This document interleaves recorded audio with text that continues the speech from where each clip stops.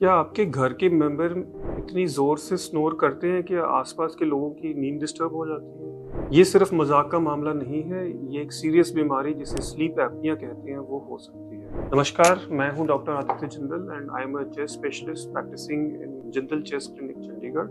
आज हम बात करेंगे स्लीप एपनिया के बारे में, which is a very common condition in India, in specially in north India, in Punjab, and it is a very serious disease which can cause a lot of problems to those who have it. तो sleep apnoea क्या होता है? Apnoea का मतलब होता है कि सांस बंद होना, एपनिया। सोते सोते कुछ सेकंड्स के लिए सांस बंद हो जाता है, और ये सांस बंद होने के कारण होते हैं कि जो हमारा गला है, अगर वहां पर उम्र के साथ साथ वो ढीला हो जाए, एक वो पाइप की तरह होता है, तो उम्र के साथ साथ जब मसल्स वीक हो जाते हैं या फिर जब ओबेसिटी होती है, मतलब when patient is quite fat, और जो गले के आसपास थिक नेक जिन लोगों की होती है खास तौर पे, उसके कारण वहाँ फैट डिपोजिशन हो जाती है, तो ड्यूरिंग स्लीप उसके कारण जो हमारी विंड पाइप है वो कंप्रेस हो जाती है, तो कुछ सेकंड्स के लिए वो पिचक जाती है। उस कारण से वहाँ थोड़ी थोड़ी देर के लिए सांस आना बंद हो जाता है। अब नेचुरली जितना ज़्यादा वेट है या जितनी ज़्यादा गले के मसल्स ढीले हैं, उतनी देर के लिए वो एपनिया चलता है और उतनी वो सिवियरिटी बढ़ती रहती है। अब ये जो एपनिया है, इसको हम ऑब्स्ट्रक्टिव एपनिया कहते हैं, because the Airways getting obstructed bye either fat और वीक मसल्स और other reasons also, like anatomical abnormalities. किसी की जीभ का साइज बड़ा है तो वो सोते हुए जीभ पीछे गिर जाती है, या और भी कई कारण होते हैं। तो इन सब रीजन से ऑब्स्ट्रक्शन हो जाती है, और ऑब्स्ट्रक्टिव स्लीप एपनिया या ओएसए इस बीमारी को कहते हैं, जो काफी कॉमन है। And some estimates it is said that 8 to 10% of Indian population has this disease. What are the common symptoms of sleep apnea, या पता कैसे चलता है कि sleep apnea या OSA किसी को है? तो commonly जो OSA वाला एक इंसान है, उनका वेट ज़्यादा होता है, he or she is a middle-aged person and they are sedentary, ज़्यादा चलते फिरते नहीं हैं, बैठे रहते हैं।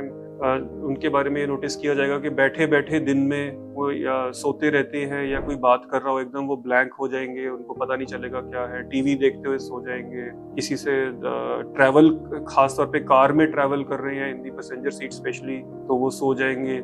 और जिन लोगों को सीवियर प्रॉब्लम है वो तो ड्राइव करते करते भी सो जाते हैं, और उनको क्या कहते हैं, एक्सीडेंट होने का खतरा रहता है। रात को सोते हुए ये पेशेंट्स फ्लैट नहीं सो पाते अपनी पीठ पे, इनको करवट लेके सोना पड़ता है, और कई बारी जोर जोर से खराटे आते हैं, और जो इनके पार्टनर्स हैं वो नोटिस करेंगे कि कुछ सेकंड्स के लिए सांस आना बंद हो जाता है। ऐसा लगता है कि सडनली सांस नहीं आ रहा, और फिर एकदम आवाज आती है और ब्रीदिंग फिर से शुरू हो जाती है। इन लोगों को और प्रॉब्लम्स भी हो सकती है, यानी कि बार बार रात को उठ के बाथरूम जाने की जरूरत पड़ सकती है, सुबह उठ के हेडेक होता है, रिफ्रेशमेंट की फीलिंग नहीं आती है, सुबह उठ के ऐसे लगता है कि अच्छी नींद नहीं आई, चाहे वो 9 घंटे सोए, 10 घंटे सोए, 12 घंटे सोए, बट एक फ्रेशनेस की फीलिंग नहीं आती। These are some of the common symptoms of sleep apnoea. अगर ऐसे कुछ भी है तो डेफिनेटली डॉक्टर को कंसल्ट करना चाहिए, सस्पेक्ट करना चाहिए कि स्लीप एपनिया हो सकता है। Now there are other problems also linked with sleep apnoea,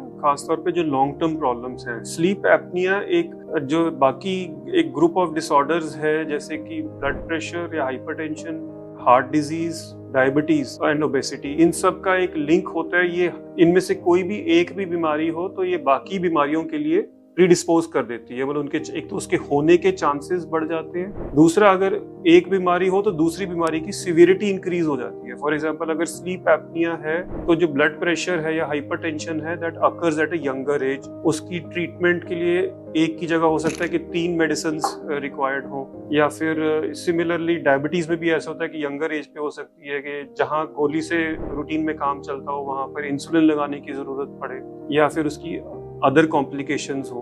तो this is very common, and sleep apnea patients are at risk to develop all these problems which I've already mentioned, and in addition to that there is chance of sudden death। रात को सोते हुए sudden heart attack आ गया, sudden stroke आ गया, इस तरह की बीमारियां होगी। This is very common। हमारे इंडियंस में जो हमारे गले का साइज है, that is smaller as compared to western population। So anyways we are predisposed, मतलब हम पैदाइशी ही एक किस्म से प्रीडिस्पोज्ड हैं स्लीप एपनिया डेवलप करने के लिए।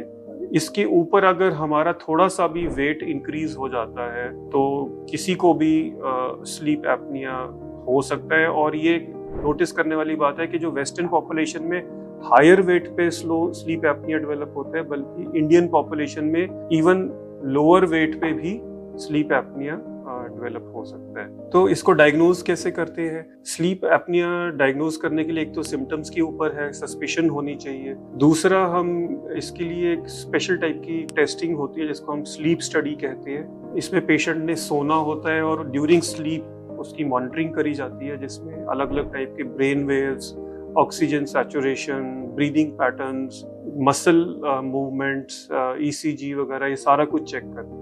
जो स्लीप स्टडी है, it is obviously an overnight sleep study.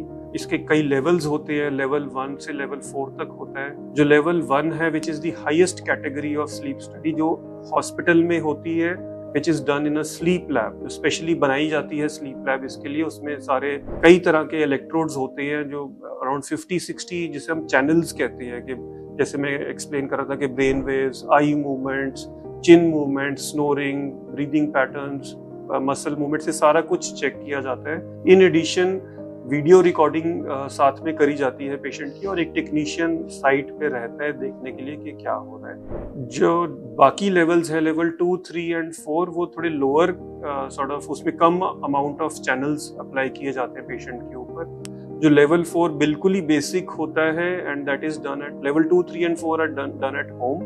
जो लेवल 4 सबसे simple test, it is just a screening sort of tool to see if there is some problem. अगर कोई इन तीनों लेवल्स में कोई भी प्रॉब्लम आती है तो then level 1 study should be done to actually confirm the diagnosis, because without that it is very difficult to give proper treatment. No, इसमें ट्रीटमेंट क्या है?